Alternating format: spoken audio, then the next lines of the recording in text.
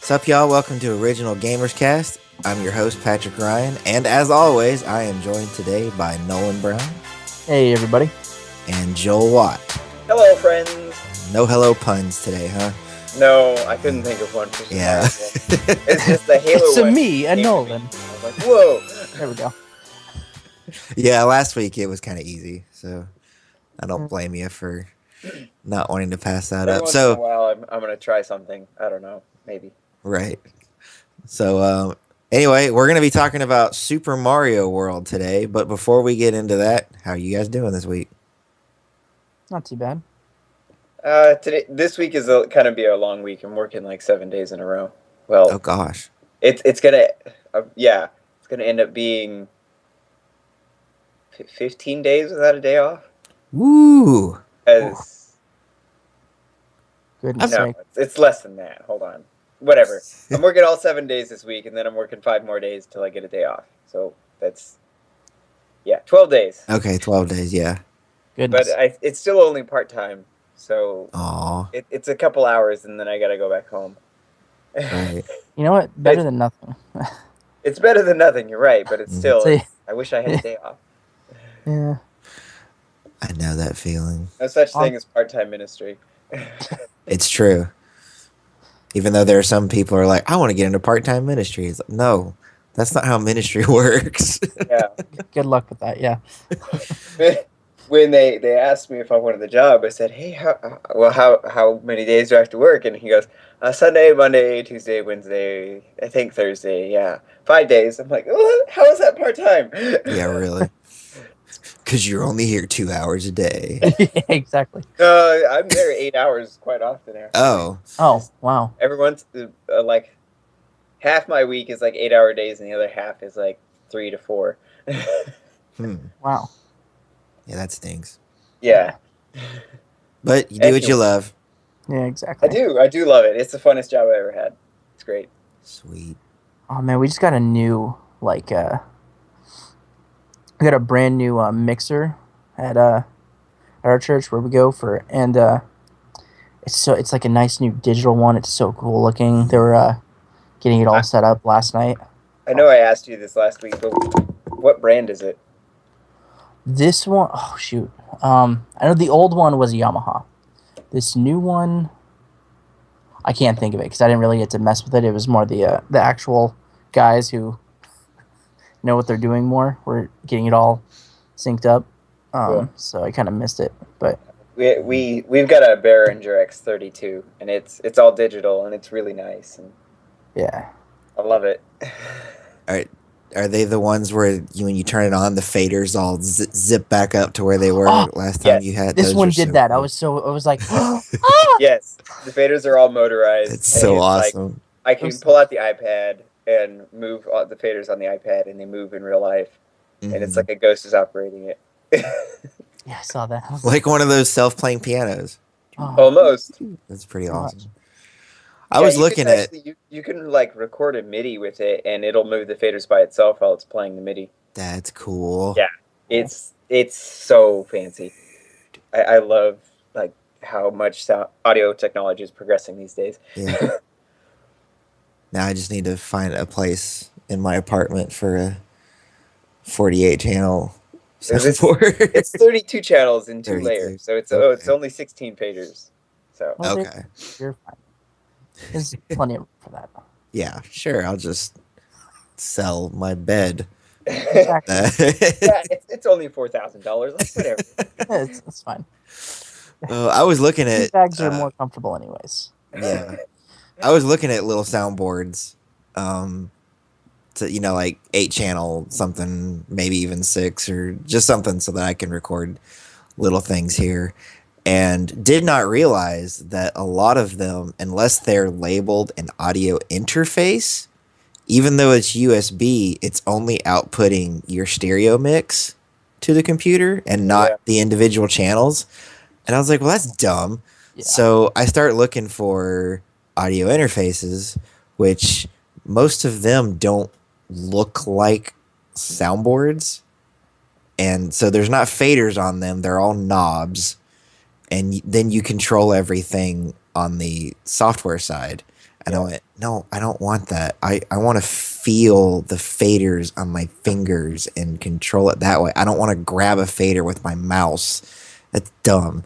So, so I found a company that makes soundboards that are also audio interfaces, but they're like $400 for 4 channels. And I went, no, Oh, that's ridiculous. So I'm probably going to go up to Guitar Center here and actually talk to a human being about what I'm looking for and see if they can tell me what I need. That's usually a good idea. Those Yep. guys know pretty well what they're what you need and all that. Hmm.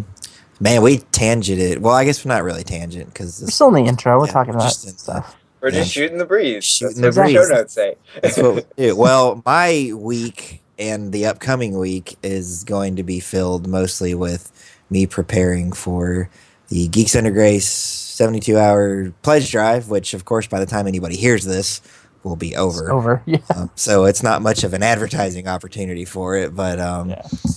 yeah, I'm going. Well, actually, since no one is going to hear this until it's over, and as long as nobody here says what it is I'm doing, I can go ahead and talk about what I'm doing because right now it's top secret. But I am Wow. going to be streaming from beginning to end in one sitting Chrono Trigger on Oh, my. I'm going to be doing that on my personal channel. And then I think I have 2 slots on the Geeks Under Grace channel that I'll just switch over to that. But it's I was looking at that and it was like, you only have 2 hours. How are you going to stream the entirety of Chrono? I'm like, I applaud you, sir. I'm awesome. So no, so and I'm doing it not New Game Plus, so it's a clean Oh, save file. So I'm gonna have to do all my leveling up and stuff as if I've never played the game before. And so I'm figuring, according to how long to beat, it should take me between 24 and 27 hours. I'm going to go ahead and give myself 30. That way, if I need to get up and take a break, or I, for some reason, have a spot where I get stuck and I'm dying a lot, or if I just need to grind for a little while, I've got a nice little pad. And so that's what I'm going to be doing. Of course, I will be encouraging people watching my stream to go over to the Geeks Under Grace stream and watch it for the most part. Because Multi Twitch. yes, multi Twitch if you've got that as an option if your ISP is fast enough. But that's what I'm going to be doing, and that is going to be. I've never done. Well, okay, that's not true. I've beat that game in one sitting before, but it was on New Game Plus, and it only took me 8 or 9 hours to do. So, but I'm pretty sure I didn't do like the big ending where you do everything. I probably got tired of playing the game straight that long and just said, "Ah, let's just go beat Lavos," and then went and did it. So, anyway, that's what my week has been all about. So let's go ahead and hop into this. I did a little bit more preparing for this than Yeah, I noticed. than normal. Like I've still got the same amount of information here in the beginning, but down here at the seems bottom more of filled our up. document that none of you Oh, can look at see, that. I did Oh. some trivia. Look at that. So that Wow. which I'm sure we'll bring up throughout the podcast. I'm not just gonna zip through it because I was listening to the podcast for last week and noticed that at the beginning, because we talked about Halo, and I noticed at the beginning we talked about very briefly the significance of Red versus Blue, which is a YouTube thing. And then I even said, "Oh yeah, I'm sure we'll talk about that later." And then we never brought it up again. And that's a shame because Red versus Blue is a big part of Halo, and Yeah, part of the cultural impact. right. And Yeah. somehow we did not talk about it. So I decided, I'm gonna do a little bit more research here, and I'm sure as we get more comfortable doing this, the research will get bigger and better. But anyway, jumping in, the developer, of course, is Nintendo EAD, which stands for Entertainment Analysis and Development. Yes, Nintendo has very boring sounding names for a lot of their development teams because I want to say, year-old company. What do you expect? well, right, but I want to say like it's EAD 1 and EAD 2 and a whole bunch of things like that. Yeah, because I think at the time that this got developed, there was probably just EAD, and now that they're a much bigger developer than they were before, they've got several different development divisions that they're working on different games at different times, Oh, I'm sure. and on and on. The publisher is Nintendo. Shocker. Yep, no one saw that coming. The What? director is. Let's see if I can say this right. Actually, does anybody feel confident pronouncing that? Takashi Tezuka. There you go. That's there how you I go. was going to say it, so we'll Yeah. roll with that. Who? That's a name I've heard before. I'm sure he's probably directed a lot of things. Just a few things. Yeah. Of course, I can't actually think of anything after saying that. Yeah, I can't remember offhand, but I right. know It's just a he's name done I quite a few. recognize, so I'm sure I've seen it in the credits. And oh, hey, look, I think he did Pokemon as well. I feel like he was I- involved in that. could be. Maybe not. I don't know. I don't know. Yeah, continue. But then, of course, the godfather of the modern day video game, Shigeru Miyamoto. Uh-huh. Miyamoto. Uh, I love him. That man's a genius.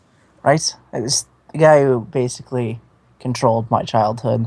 Oh I yeah. think all of our I guess childhood- technically still He's does, still but shaping people's childhood. Oh right. Yeah. Absolutely. childhood, teen years, 20s, you know. My adult life. 30s. It's a life.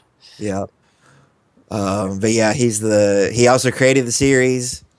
Yep. Of course, he created The Legend of Zelda and Donkey Kong. Metroid.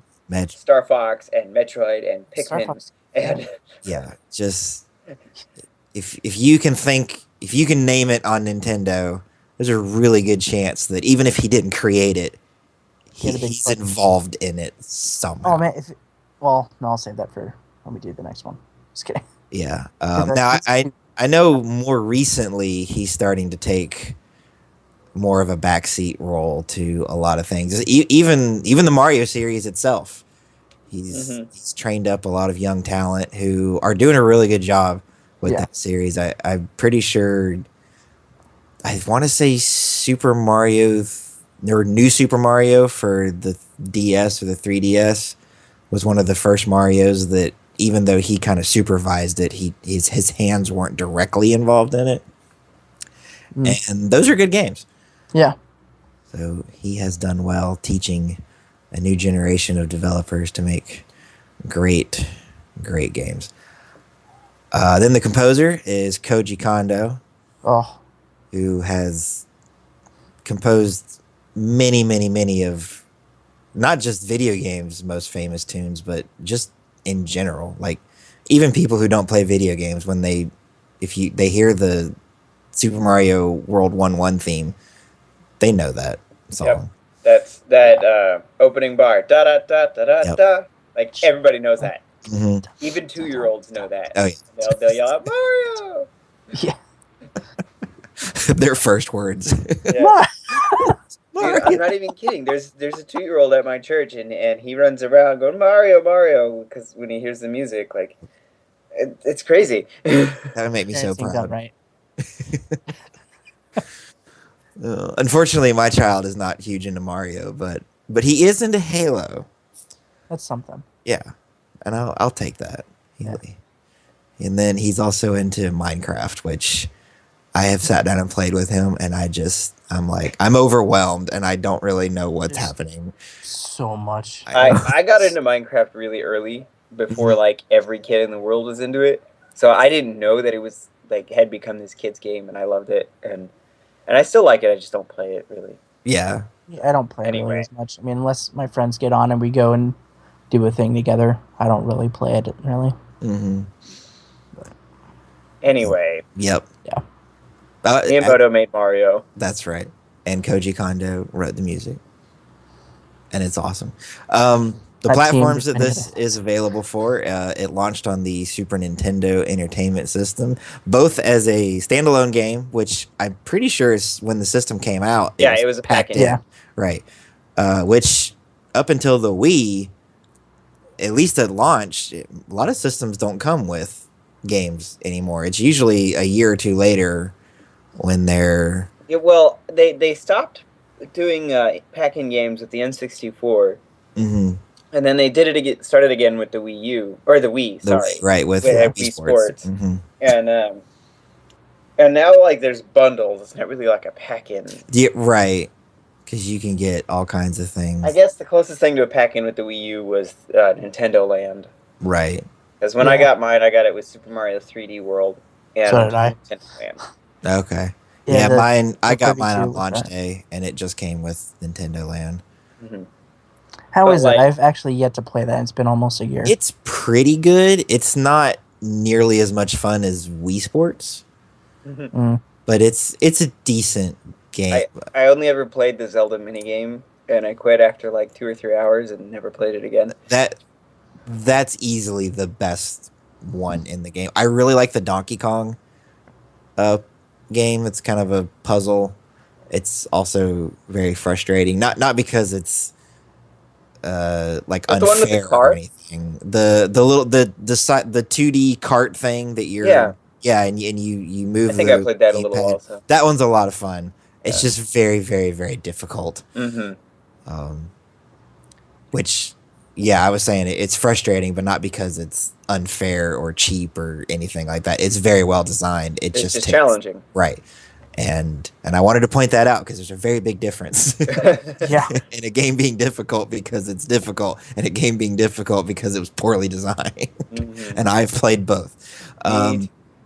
Anyway, so then later they added Super Mario World to Super Mario All Stars, which is a collection of the NES Mario games. And I don't know why I'm thinking of this now, and I don't want to get too far off on it because it's not really Super Mario World related. But of course, in the US, Super Mario All Stars is Mario 1, 3, and then the US version of 2 Lost Levels. and Lost Levels, which is the Japanese version of 2. And I just got wondering to myself, in Japan, was that Doki Doki Panic, which is what Mario 2 over here was. Is that included in that? Or Yeah, they call it Super Mario USA. Okay. And it's actually become much more popular than Doki Doki Panic. Right. Well, because there's even like Shy Guys, which were introduced in that game, are now just part of the Mario canon. Yeah, Oh, they're which mostly is in the Yoshi games, but Right. still, they show up every once in a while. Mario, like they were in Super Mario 64, like you know. Were they in Mario 64? Yeah, they were flying around and they shot fire. Oh yeah. Okay, Oh, you're that's right. right. They had the propellers on their head, and That's why they look different. Okay. right. And then, but yeah, they're typically in the Yoshi games now, because you don't get like Goombas and stuff in Yoshi's Island or even Yoshi's Woolly World, which just came out. So they're Shy Guys instead Right. of Goombas. I mean, there are Goombas, but they're rare. yeah.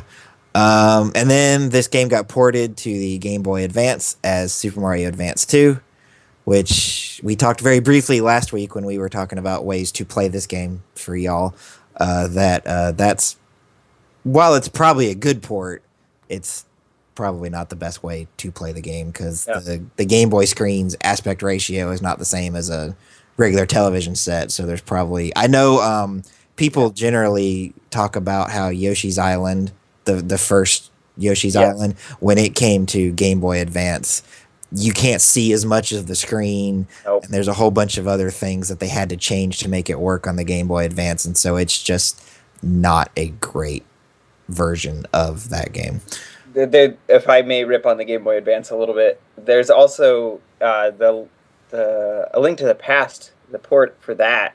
Mm-hmm. There's a puzzle in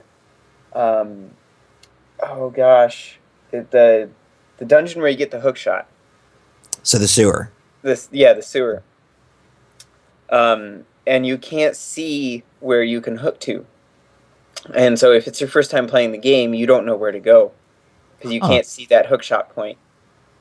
And so you literally you have to know the game in order to shoot blindly and hook onto it. Right. That stinks. Yeah. So Game Boy Advance is not the best way to play older SNES games. Right. Yeah. Not that should be a problem, because I would be surprised if there are too many people with a Game Boy Advance and a copy of that just lying around. Mm-hmm. Yeah. Heck, I think it would be more likely that you'd have a Super Nintendo and a copy of this lying around than a More Game Boy likely, I would Advance. assume. Yeah. And then, of course, you can get the Wii Virtual Console and the Wii U Virtual Console version of the game, which are straight rips of the Super Nintendo game. Yep. So, other than the possible emulation issue, which I've never had a problem, like when I play Virtual Console games, I've never noticed that anything feels different. Nintendo does a fantastic job making Yeah. sure that that game feels as authentic, even to the point where there are frame rate drops Yes. where it would have occurred on the Super Nintendo because they want it to feel like you're playing it on the original hardware. Oh, It yeah, is see- perfectly emulating. Yes. There's And no Funny, yeah. upscaling. There's no, overclocking. It's Right. as if you were playing on the real system. And I have mixed feelings about that because on one hand, I'm like, oh, it's like my childhood. And on the other hand, I go, but when Sony puts things on the PS3, it looks really nice because they cleaned it up and fixed it. Yeah. Why can't you do that? Nintendo's like, no, we make art. You can't change it. Yeah. Hey, as much as I want to agree with that, I don't think there would be anything wrong with them just redo the textures or not textures, redo the sprites in 720p.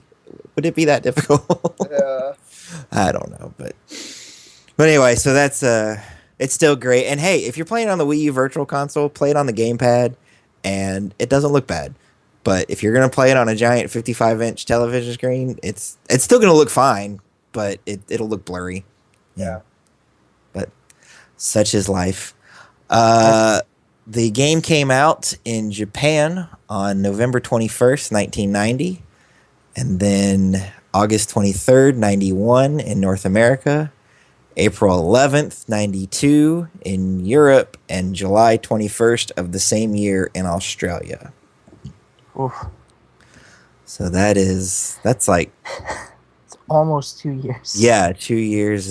Oh, These poor Australian people. Although these days they're getting stuff before we do. yeah, they are. They get movies Darn that before us too. international dateline. Yeah, have they got Yoshi's Woolly World like 6 months before we did? Yeah, that 'Cause- doesn't make any sense. No, but I want to say that it was. I remember hearing an explanation. It was the same reason that they also got the new 3DS that the same time that Japan did and we didn't. It had, I don't remember, some business thing that I'm sure won't make a whole lot of sense to me, but it makes sense to somebody, and they get paid way more than I do to make way bigger decisions than I do. So True. we'll just have to trust them. Anyway, so we talked already about the visual presentation because we were talking about blowing it up to screen sizes that it was never designed to be blown up to. But I find that this, well, and actually a lot of Super Nintendo games hold up very well. Yeah. Today. Yes. They and I guess it's because there's enough pixels in it that it's, no matter how big you make it, it's still pretty obvious what it is that you're looking at. Yeah. Or even no matter how small you make it, versus if you play an NES game on a giant TV screen, especially one that hasn't been, the sprites haven't been updated to just be sharper, it can look like a giant blocky mess. I have a story on that real quick. Yeah, go ahead.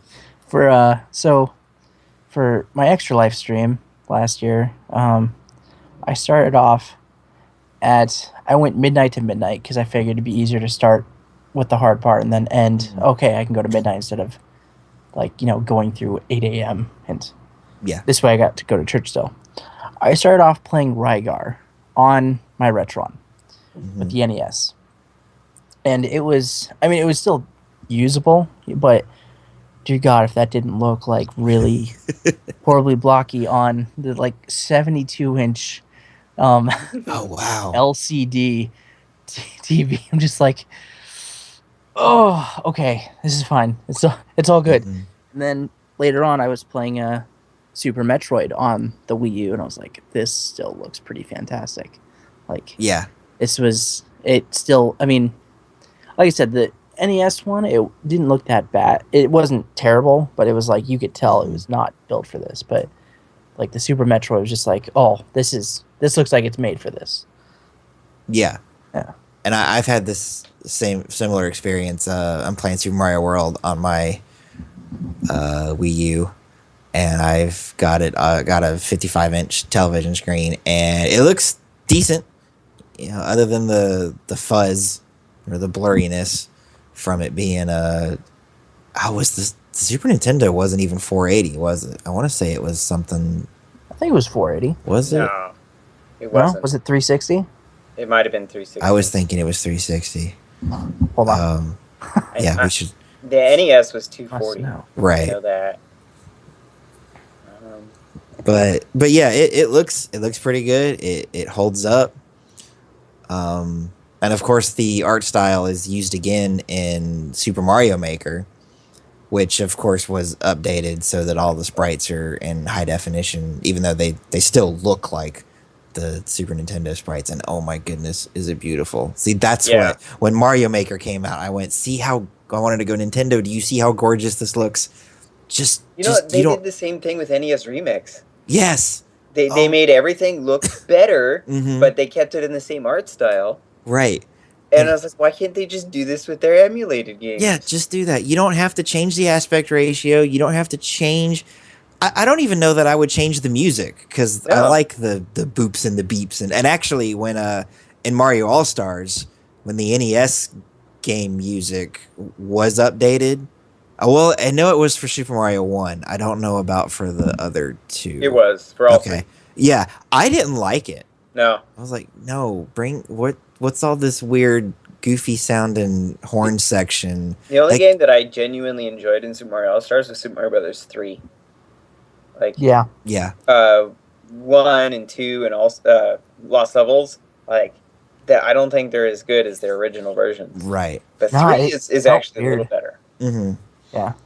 Still, I would much rather play on the NES. Yeah. Well, and so I know we're kind of off Mario World here, but there's a commercial for, I want to say, Fruit Loops, and the family is playing Super Mario 1 on an HD TV.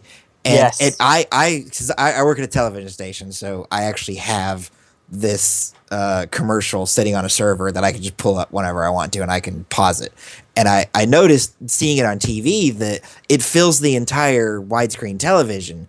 And so I went and pulled the file up on the video player, and I looked at it, and it's not stretched. They redesigned for this commercic the game to be in 16:9. Wow. And I'm like, why would you tease me like this?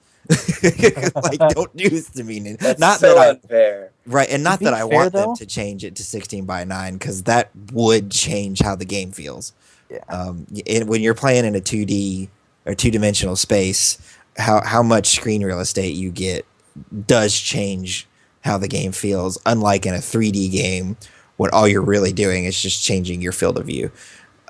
So I wouldn't want them to do that, but it is in HD, and it looks so gorgeous. I'm like, come on, Nintendo.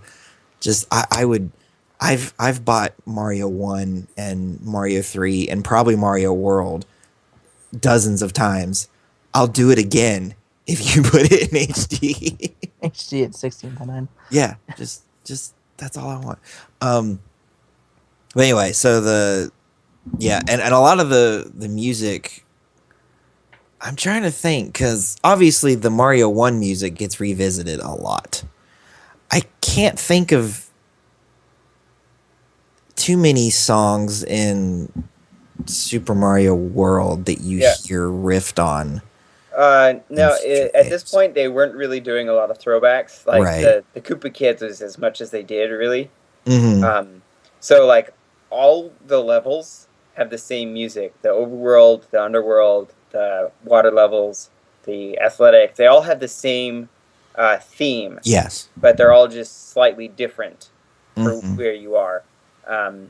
Then, of course, the ghost houses, the castles, fortresses, like they have their own They're all, different music. But yeah, so there is no like Mario overworld, from the NES back in Super Mario World.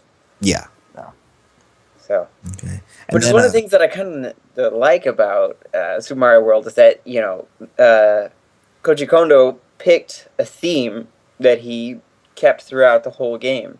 I was like, that's kind of yeah, really artistic way to do things and like keep the memory down also. yeah, Mm-hmm. You would just change a few instruments here there and you have a new song. right. Because the Super Nintendo was using MIDI, Yeah. so you didn't have to have a whole new track. You could just pull up the track that you made for a different level, but with a few things changed here and there.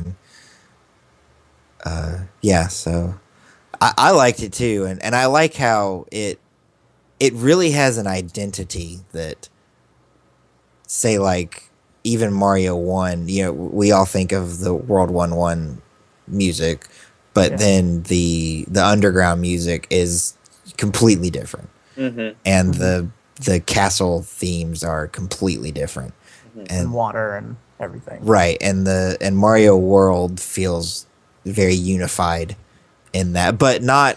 You don't.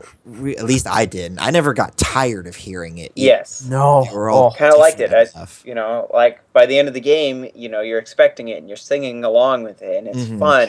And like da da da da da da. It's Yeah, like, Da, da, you know, da. and I loved how when you hop on Yoshi, the Yeah, bongos. you get that there's kind of percussion jungly added to each drums. thing. Yeah. Okay, help me out here, because does the water music change at all when you're on Yes. Yoshi? Yes. Okay, Every I remember every overworld, one of them gets that. I was every thinking it did. music that where you can ride Yoshi, it adds bongos.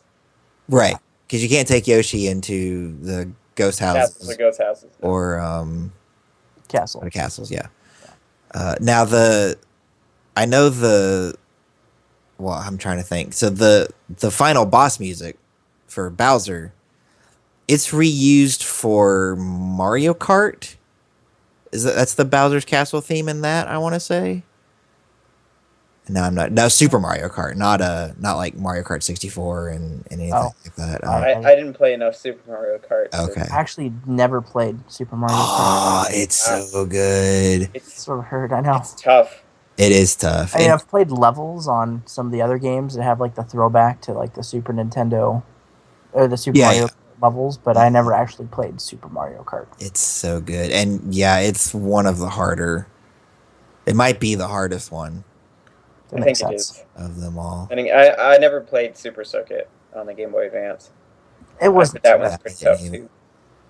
I mean, And the battle mode in that Ugh. was really good. If they would take that, as much as I like the battle mode in Super Mario or Mario Kart 64, if they would take the battle mode from Super Mario Kart and just make it so that 4 people could play it instead of 2, I'd be happy with that. ooh, okay. It'd be great. Last Yeah. year at SGC, sorry we're going on a tangent. Last year at SGC, the guys from Screw Attack challenged the guys from Mega 64 into like this, video game tournament. And one of the games they picked was Super Mario Kart Battle Mode. Hmm. And Craig from Screw Attack smoked the guy from Mega 64. The guy never got a hit on him. Oh wow. Never once. Was that this last year? Yeah, it was just last year. What? Did I? Oh, I was probably You working might have been someone. working. Dang it. Nolan and Ah. I went to SGC together, but he was volunteering and I was just I attending. volunteered and I missed like everything I wanted to see almost. Jobs ruin everything. No, well, like I volunteered over there to do security stuff. Oh. which- Volunteer work ruins everything. Well, it got me a free But ticket. anyway, Though, it was to be just the fair. funniest But thing yeah. to watch Craig just decimate this guy Yeah. in battle mode. And I feel like if you played Nolan, that's how it would be. Surely it's on YouTube somewhere. Oh, I'm yeah. sure. Yeah. Actually, no, I think I did watch it on YouTube, so maybe so. I just haven't seen it in a Maybe you while. just don't remember. Yeah. Yeah, so the sound design is also very different from any of the other Mario games. Like I'm playing as I'm saying that see, this is why you should do more research before you sit down and do a podcast. I'm sitting there like playing the stomping on a Goomba sound, which actually, and we'll get to Goombas in a little bit because they're also very different in this game than they are in literally any other Mario game that is You mean out. Galoombas? Yeah. Anyway, sound design. Yeah. So when you jump on, you don't get that little. It almost sounds like a hiccup in the you do it from the other games. It's just this game is just very very very unique down to the art design set in a prehistoric. It's Dinosaur Land. Right. Yeah. Place. The story is that Mario and the princess are going on vacation, and they went to Dinosaur Land. Mhm. And then Is the that what princess it was? gets captured by Bowser. Yep. Okay. Back when So I always wonder, there were like, what instruction happened? manuals and you had stories in the instruction manual. That would explain it. I never had the instruction manual. I'm like, No. I don't know what this. I'm like, all of a sudden they're in Dinosaur Land. I'm like, do they get? Yeah, Warped the in opening screen is like, previous- looks like Bowser's at it again. I'm just like, wait, what? Yeah. And then I'm like, what? You see, Mario was running, and when he hit 88 miles per hour, he time traveled. Was he holding Peach? 88 miles per hour. Yes, him and Peach and Luigi were all interlocked arms. What's funny is this is the first time that Bowser's actually called Bowser, but That's Yeah. right. Peach is Not still King called Koopa. Toadstool. Right. What Well, she was? wasn't Peach till Mario 64, though. That's what I Yeah, was thinking. Well, she was always Peach in Japan. Yeah. What- And oh, here's something crazy. He's still called King Koopa in Japan. Oh, really? Yes, they never switched over to Bowser. Huh. interesting. I find stuff like that fascinating. I know. Yeah. Different things in different regions. You know, and then you find out in Spain they call him Bob or something, you know. I'm like, what? Spain.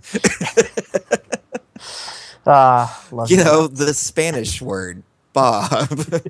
Yeah. It's totally a Spanish word. Right. Bob. Oh. No, that didn't even. Never mind. No. Cut that out. Anyway, well, since I brought up the Goombas, Yeah. I've you know, in every other Mario game that Goombas appear in, you stomp on them, or in the case of like Super Mario 64, you punch them. They just die, you know. But if Yeah. you stomp on them, they squish down flat and they go away. In this, do they have a different name, or are they still just Goombas? They are called Goombas Galoomba? originally, Mhm. but for Super Mario 3D World, they just retroactively named them Galoombas. They're not the same. Okay, Were interesting. they not called Galoombas in this one originally? No, they were Oh. Goombas. Bowser had changed how Goombas were. Instead of being mushrooms, they were now the apples that you see on the trees in the background. That Yoshi. Right. Okay. Yeah. Okay. So in this, you jump on one, and similar to how a Bob-omb behaves, it just kind of shoots off to the left or the right, and then you can actually pick him up. Yeah. And Kick use him Best as weapon ever. or kick him and use him as a weapon. Now, unlike Bob-ombs, they don't explode in your face if you're not quick enough. But if you're holding one, he might reactivate and hurt you. Yeah. Similar to how a Koopa Troopa shell shell, that yeah. still has the Koopa Troopa in it will get back up eventually if you don't get rid of it. Which I'm pretty sure this was also the first game where you could actually knock the Koopa Troopa out of. I'm pretty shell. sure I it's think one of so. the only games. Like Yoshi's Island, you can do that, but in later Mario games, Well, in No, no, in Mario 64 64, you you could could. you could surf on the shell. Yeah. but like in And he would Mario chase you in his Galaxy, boxers and undershirt. in New Super Mario Brothers games, that doesn't happen. Yeah, you're right. Yeah, so this Huh. this is where it originated, Mm-hmm. but it's like not a uniform thing anymore. Right. Yeah. Which is part of what makes each Mario game feel unique. Mm-hmm. Yeah. Which I appreciate. When when people talk about, oh, Nintendo just releases the same Mario game over and over again, I want to be like, have you played one? Have you played all of them? Because I have played all of them, and Right. I can tell you the differences. And the two that I can think of that feel the most similar are Mario Galaxy 1 and 2. Exact, because it's the same game. Right. Yeah. 2 is just the DLC. Right. Yeah. You But get Yoshi. all the other ones, it's like, there's bigger differences between any two Mario games that I can think of other than, Galaxy 1 and 2 Yeah, than there Galaxy 2 are. is the Yoshi DLC. Right. Yeah. But there's more differences between any two Mario games than there are, heck, even than there are in Call of Duty and Battlefield, which are not the same. Yeah, not even the same game, and yet they're more similar Right. than Mario 1 and Mario 3. Yeah. Yeah. But people will believe what they want to believe. So, Mhm. I couldn't think of, other than other Mario games, I couldn't think of too many like outside influences for this. I guess other than maybe dinosaurs are popular, so let's stick a dinosaur in. Yeah, Might as well. this was a few years before Jurassic Park. I think the novel was out, but Yeah. Novel was out. Yeah. But we didn't have Jurassic Park yet. We didn't have. I mean, I guess. Well, obviously, like Godzilla was a thing, yeah. but I don't Well, know. dinosaurs have always been popular. Right. Since Yeah. they entered, the mainstream. Yeah. I've always wondered where the idea for him to have a frog tongue came from. Like, that's so weird. It's not a frog tongue, it's a chameleon tongue. Frogs don't stick their tongues out like that. Oh, Yeah. really? Fair point. Yeah. Yeah, they don't. My childhood is a lie. I know, it is. Like, I don't know where this idea that frogs stick their tongue out comes from. It's chameleons that do that. Pretty much. Huh. Yeah.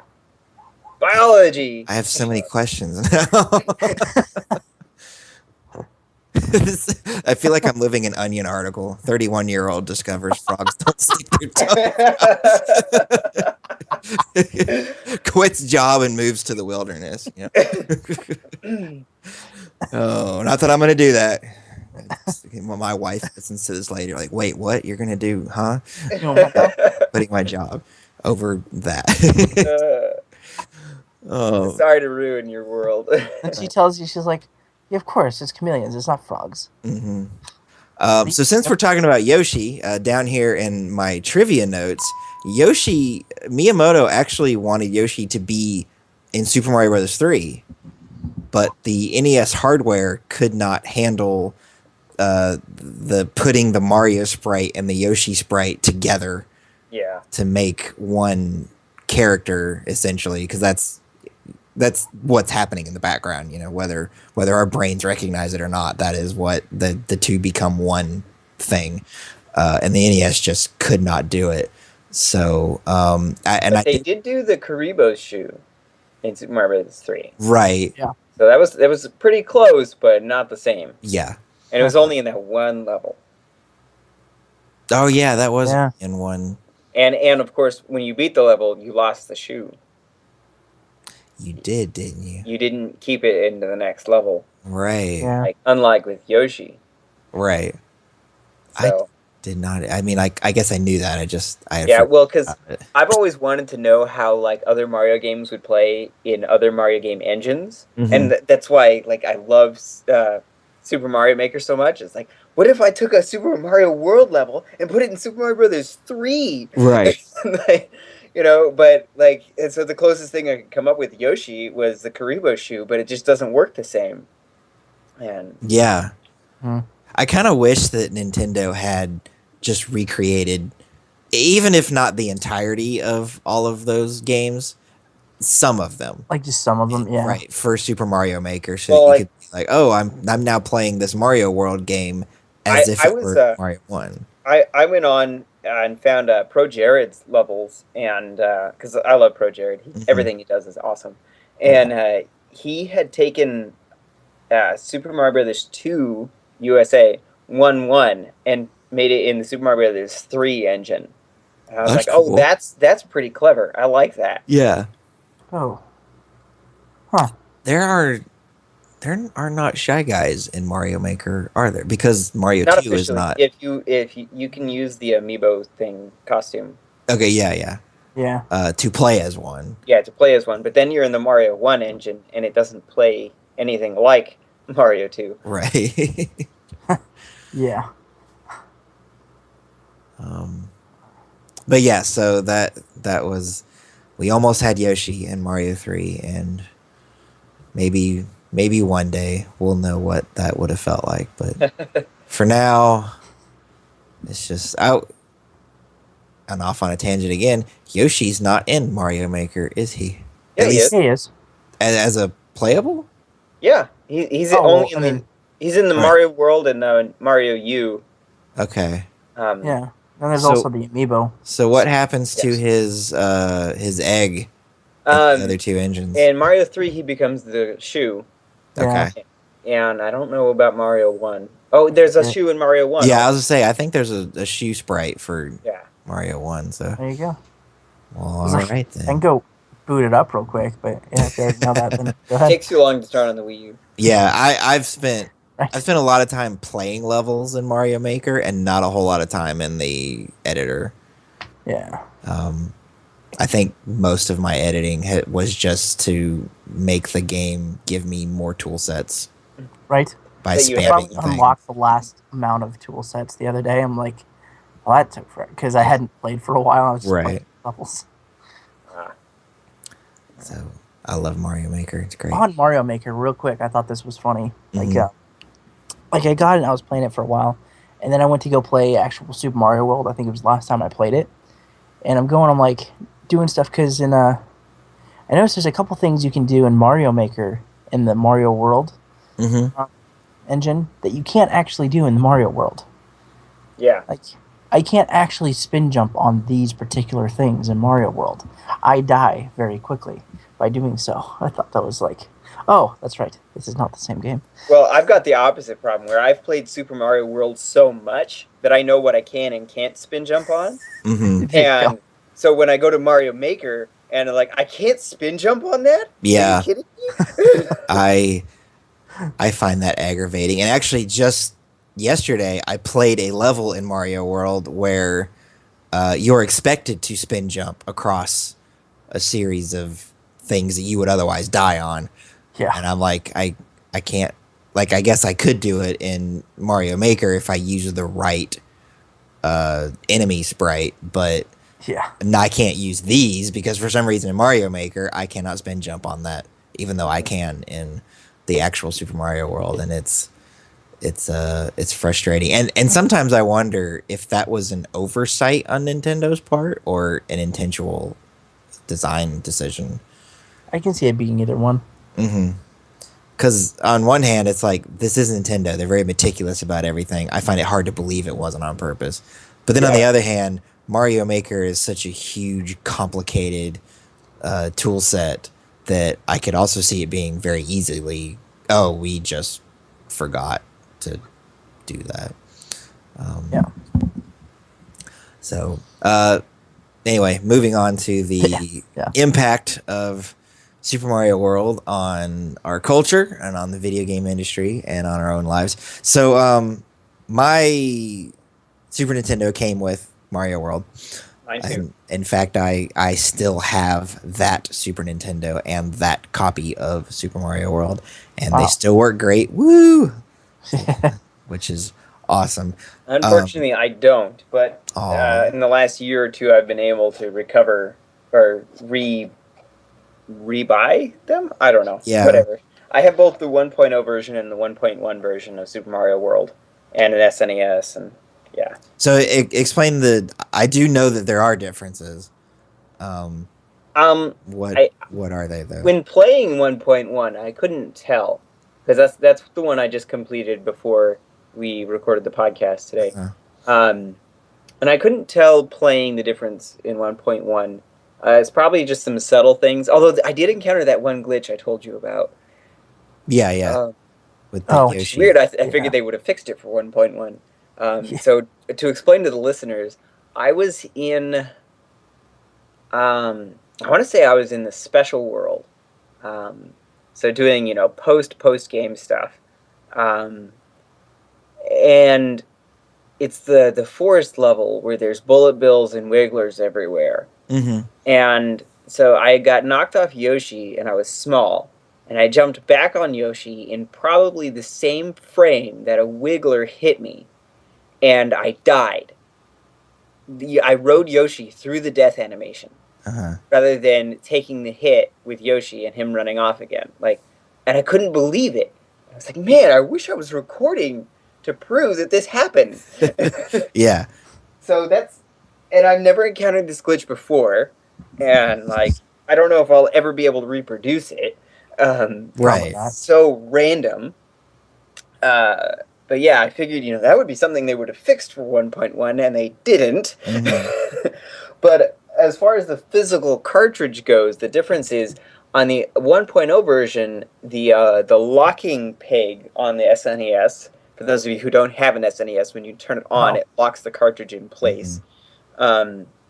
So there's just a little slot for 1.1, whereas in in 1.0 it's just a little slot, whereas in 1.1 it's like a large groove that's been cut out all the way to the bottom of the cartridge, and they did that for the later cartridges to save on plastic. Right.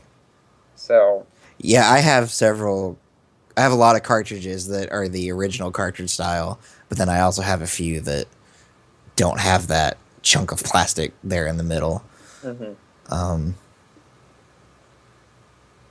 So I know what you're talking about with the way that it looks. I also noticed when you sent that screenshot the other day showing that you had completed all 96 exits, there was a star next to it. Yes. And on mine, I'm pretty sure when I do that, there is no star. Yes, there is. There is? Okay. Yes, that I grew up playing the 1.1 version, and I always remember there being a star. Okay. Well, I grew up playing the 1.0 version. Yeah. I grew up playing the 1.0 version, and there was always a star. Okay. I kind of want to complete my 1.0 version just to prove it, but that would take 8 hours. Yeah. Well, I did, when I was looking up trivia for the game, I do know that different regions handle that differently. Oh, okay. In one region, I can't remember if it was Japan or Europe, the text showing that you completed it turns blue, and that doesn't happen in the US version. No. And so each region handles it differently. So that's why when I saw the star and I didn't remember it, I thought like, oh, he's got something different, but it was just my brain not serving me well. I am 31 years old. I'm getting old. So. Yeah, gosh. And speaking of region differences, here in my trivia notes, in the Japanese version of the game, the Forest of Illusion is called, I'm going to try this, Mayoi no Mori. We'll go with that, which translates to the Lost Woods, which, of course, if you're a fan of The Legend of Zelda, you recognize that as being from the Lost Woods in The Legend of Zelda, which the Forest of Illusion behaves... Oh, that's actually the first one, huh? Yeah, it is. That's right. It was called that in that one. I forgot about that. Right. And now the Lost Woods in A Link to the Past, the Super Nintendo game, is confusing, but it doesn't send you in like a loop of any sort like it does in the NES version or even Ocarina of Time. So which is what we all know the Lost Woods to be doing. But in the NES version, it did... If you didn't take the right direction when you left Northwest, the screen, southwest. Right. Then you just looped over and over and over again. And in Force of Illusion, as we call it here in the US, if you don't take the right exit for the level, you'll never get anywhere. Yep. You'll just keep going. I want to say you can get to the ghost house, but then you just go back and forth between the ghost house and the first level. And then there's other exits. But yeah, you have to... The exit with the two poles and the whatever they call that at the exit end, gate, right, is not always necessarily the exit you need to get through. Sometimes it's a key or maybe even another exit gate. So that was interesting. Mm-hmm. And I wondered, I always wonder why they change things when they I move do know things that to the different. music for Forest of Illusion and The Lost Woods in Link to the Past are very similar. Yeah. Um, It's been a while since I listened to it. Yeah. Hmm. yeah, I like haven't gotten that far in Mario World in a while. Makes me sad. Yeah. And Mario World is such a big game. Yeah. I mean, it would, you know, Mario 1, you, of course, you're expected to beat it in one sitting because you can't save. And if you Yeah. shut the system off, then you go back to yeah, the beginning. And I guess Mario 2 was the same way. Well, and actually, even though Mario 3 is so big, you couldn't save your progress in that either. no, you couldn't. So, They all had You warps. couldn't? Also, I could have sworn you could. nope. no, you can't Not save until the on the Mario All NES Star version. version of Yeah, the game could you do that. Huh. So yeah, so Mario World was the first one to save your progress so that you could come back to it later. And it's a good thing too because I don't think a lot of people would have seen that entire game if Yeah. not for that because it's just so yeah, there's so way too much. yep. Yeah. And so we were talking about the exits in the game. I remember growing up the first time that I got all 96 exits. But of course, I didn't know that that's what the number on the title screen was referring to. I just thought it was like, oh, you've completed this percentage This of the percentage of the game. game. Yep. Yeah. And so when I get to 96, I'm like, where is that 4%?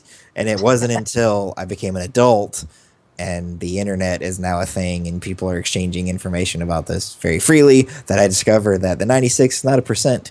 It is the number of exits in the game that you have discovered. And that's kind of how the game measures how much of it you have seen. Because it's not, even though there's the Yoshi coins in every level, it's not really keeping track of whether or No. not you found them. It's not keeping track of really anything. The only thing it's keeping track of is how many exits have you found. Exactly. And so it made me feel much better as an adult to discover, oh, I have seen everything in this game. I just didn't know that I had. There's actually a lot of hidden things that I didn't learn about until a few years ago.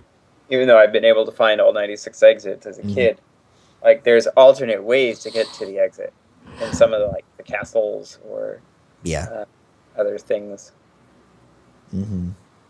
I remember the first time I discovered that you could, in certain levels, go under the exit gate Oh yeah, as long as you were, and you had to actually be under the platform that the exit gate was on. There yes, is a level with, you're supposed to fly with the cape feather underneath it, and there are arrows kind of hinting at the fact that you can do this. And just remembering, you know, like, oh, this is something I can do, and then going back to other levels where I thought that the exit gate had been elevated in a way that maybe I could get underneath it, and being like, well, what's on the other side of this? And it's just, it's amazing the things that they came up with, or the ghost houses Oh my gosh, the where ghost houses. only one of the Oh, like there were gosh. multiple exits, but only one That of them would was actually get you anywhere. yeah. And To this day, whenever there's a new ghost house, I still have to look up on the internet what the exit is because I can't figure them out. yeah, Like nowadays, like with Super Mario World, like I've played the game so much, I know where all the right paths to go are. But like in the modern games, like I couldn't figure them out for the life of me, you know? right. Because that's just how the ghost houses are designed. And Mhm. To be very so yeah, as a kid, disorienting. I had a lot of trouble with them. Yeah. And I think that seems like it may have been one of the first side scrolling games to have multiple ways to complete a level. Because most of the time it's you start on the left side of the screen and you travel to the right side of the screen. And eventually you'll get to the end and you move on. And Yeah, I there's think not a whole lot of verticality. Well, I guess like Metroid. yeah, With Well, Yeah. Metroid wasn't strictly a side scroller. true. you went up and down and all around. But in Mario 1, the 8-4, the final level, you Yeah. had to go down the right pipe in order to progress. You couldn't just run straight. Right. That is true. That's right. And in some of the other castles, like you had to take the right path. There's upper, middle, and lower paths. Mm-hmm. Yeah. But still, you're still running from left to right. Right. Whereas in the 8-4, like you have to pick the right pipe. Mm-hmm. So that was different. But in Mario World with the ghost houses and picking the right door and like hitting a P switch to make a hidden door appear, and Mm-hmm. or like collect the coins first so you don't block off the hidden door. Right. Yeah. or one of my favorite secret exits in a ghost house is make a coin snake staircase and hit the P switch to go through a 1 tile wide block to get to the key. Yeah. Like, oh my gosh, I was having so much trouble with that the other day. Mm-hmm. One that I was having, so all the rainbow, not the Rainbow Road, Star Road levels. Yeah. The exit gate is never the way to move on. Exactly. You have to get the key. And I want to say if you did them in order, because obviously, depending on which star gate you take, you could get to any one of them at first, just depending on which one you find first. But if you did them in order, the way that the game kind of suggests that you should do them, in the last one, you have to. There's the coin snake. Yeah. But depending on which side of the block you're standing on determines which direction it moves. And if you have it go the wrong direction, you can't beat the level. Well, yeah, you can tell the coin snake where to go with your D-pad. Yeah, mm-hmm. That's it. I knew there was something that Yeah, but like if you hit it on the wrong way, like if you try and tell it to go the other way, like you might walk off the end of the platform and die. Right. And I had trouble with that when I was playing it yesterday. I was like, it's going the wrong direction and I can't beat it. And if I would have had like a cape, then I probably could have flown and been fine. But since I was small, I got stuck. So anyway, I think we're getting close to an hour, so let's hit just a few more of these points. So this game has sold. Now, when I read this, it says I read that it sold 20 million units, which that's a lot for any game, even today. Yeah. In fact, Super Mario World is the 26th best-selling video game of all time, which means only 25 other games in the history of video games have sold this. You know what's one of the best-selling games of all time? Wii Sports. Yes, it is. That's because it was Pac-In. And the Wii is one of the best-selling consoles of all time. Right behind the PlayStation 2, and if you count the Nintendo DS as a console, then but anyway, so that's huge. But I wasn't sure, or I wasn't clear if this was Super Nintendo Cart's Game Boy Advance port and Virtual Console sales. They usually just count the initial release, and that's what I was thinking. Yeah. But then also, like, does that include the Super Mario All-Stars update, or just the? I don't know. I would think that it would just be the standalone cart. Probably. But I'm not sure. So, but yeah, that is a ridiculous number of units, and I'm sure that was probably helped by the fact that for a while it was a pack-in game. Mm-hmm. So every Super Nintendo that sold a copy of this went out. And we were talking about how there's a lot of information in the instruction manuals in older games that you don't necessarily get in the game, which is not the case anymore. Now, most games don't even come with an instruction manual. It's digital. There's like a health and safety warning. Right. And then, you get your story from inside the game. But back in this, there wasn't a whole lot of information in the game. Memory limitations. Yes. So in the book, there's that sunken ghost ship right before you get to the very final. The Valley of Bowser. Yes. According to the book, that is the wreckage of one of the airships from Super Mario Brothers 3. Hmm. And I'd be curious. I mean, I realize Nintendo doesn't put a whole lot of thought into making these things make sense, but I'd be curious, like, well, which airship was it? Because Yeah. I don't remember being over a prehistoric dinosaur world in Mario 3 at all. And I also don't remember crashing any of them. Although I guess When you if catch the wand, it disappears, yeah. and you fall through the Now, sky. And I don't know. see now I'm thinking of like the horrible implications of you defeat the Koopa Kid piloting it, and so this airship just plummets to the ground and destroys everything in its way. Like like Probably. like the dreadnought crashing into San Francisco and Star Trek Into Darkness. Yeah. Yeah. Like, I remember watching that for the first time, going, like, a million people just died. Right. And we're not going to address this at all. Nope. um so and then the I did not know this until doing my research for this episode, but the Koopa Kids or Koopalings, depending on They'll what you're always be the reading. Koopa Kids to me. Yeah, see, that's I always called them the Kids. Koopa Kids, and then I started reading like they're the Koopalings, and I'm like, no, that's not what they are. Anyway, But this they're is something I named learned like a year or two ago, but you just learned it. right. Of course, they were introduced in Super Mario Bros. 3, but they're named after famous musicians or singers, and like I knew, obviously, like Ludwig von Koopa, that's an easy one. I knew that Yeah. was Beethoven, but I did not realize that the rest of these were also. I just thought that the Ludwig was a like either a nice Easter egg or a coincidence. Mhm. But so I don't know who a lot of these people are, but I'll just go through it real quick. Well, yeah, I know. I know a couple I of knew them. Wendy O. Williams because she was like the first female punk star, like, Uh-huh. and of course Iggy Pop. And Yeah, I knew Yeah. Iggy Lemmy Pop. Kilmister. Iggy Pop, Roy Orbison. Mm-hmm. Roy Orbison. Yeah, I knew that name. Yeah. Yeah.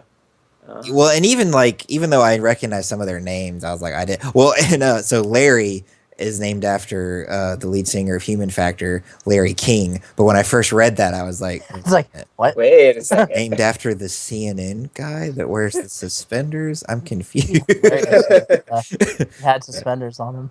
Right. Right. But then Morton was Morton Downey Jr., no relation to Robert Downey Jr., as far as I can tell. Then yeah, we mentioned Wendy O and Iggy and Roy, Lemmy Kilmister, the founder of Motorhead, and then the Reznors, which are the mid. Oh, yes. They're named Yeah. after Trent Reznor of Nine Inch Nails. Yeah. I know I'm familiar with his work. Mhm. So anyway, that I think we're not missing anything big, right? We're not going to have another "we missed Red versus Blue" moment where, I mean, that there was a Super Mario World cartoon for a little while. Yeah, Yoshi, keep True. running. Just look up that. That's all Back, you need to know about that cartoon. back when everything had a cartoon version. Even So- even Ace Ventura and yeah. there were 3 Jim Carrey movies that had cartoons. It was Dumb and Dumber, Ace Ventura, and The Mask. I didn't Now I They realize all Dumb had and Dumber cartoons had a, at the same time. I didn't know realize Dumb and Dumber had a cartoon. Yeah, it lasted like 10 episodes, but still. And not to get too far off on a tangent, but it amazes me, like the movie properties that they were like, hey, let's take this horribly violent film and turn into a Saturday morning cartoon. Yeah. That sounds like a True, great like, idea. Like There was, RoboCop? Oh yeah. RoboCop. There was. Did you guys see? Starship Troopers, right? Yeah. I used to watch that cartoon before school every day, Wow. not realizing that it was based. I was like, then I heard, oh, there's a movie of this.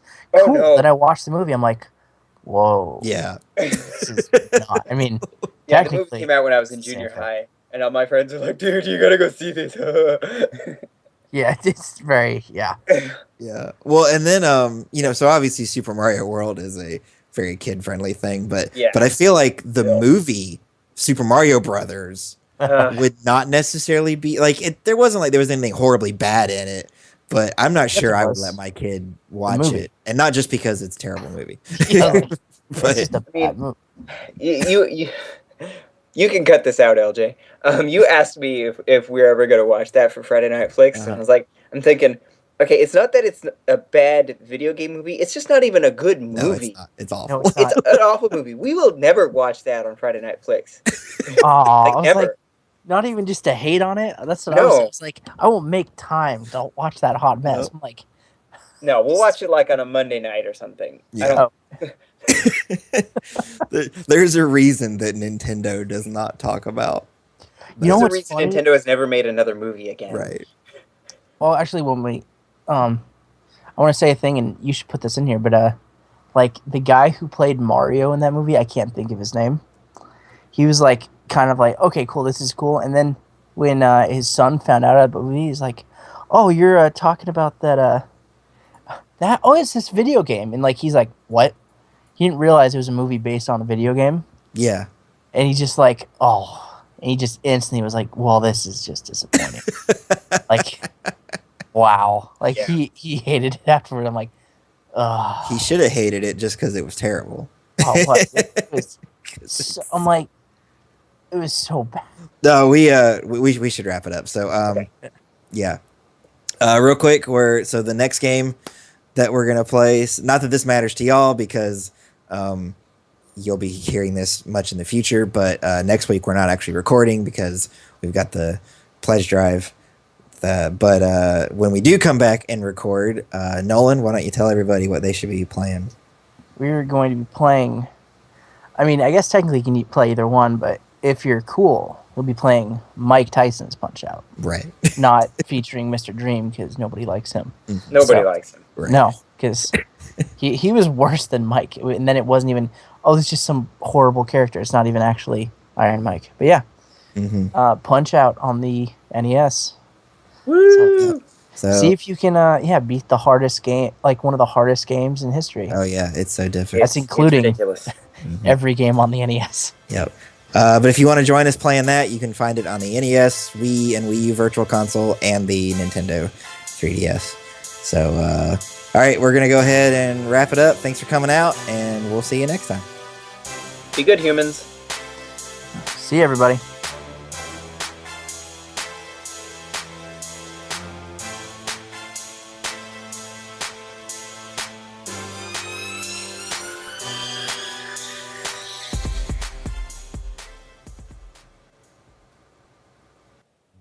Oh, the area? Or yeah. Isn't it like Iggy's Castle and Morton's Castle? Well, there's Cheese Bridge and Butter Bridge, so it's like the bridge area. It doesn't really have a name. Cheese and butter.